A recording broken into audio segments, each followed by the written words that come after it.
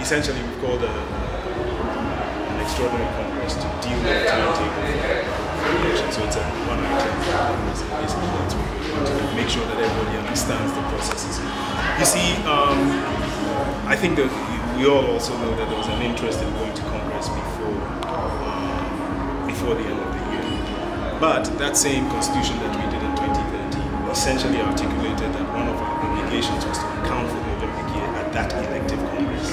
And so there was no way that we were going, the financial year ends December 31st, and so there was no way we could have done a Congress before December 31st, 2016, and accounted for 2016.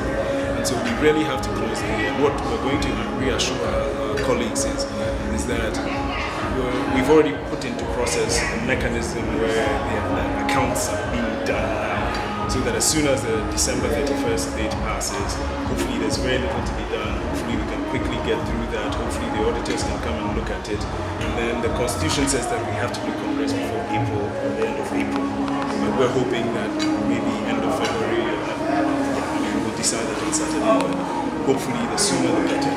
We really have to make sure that we close out the 2016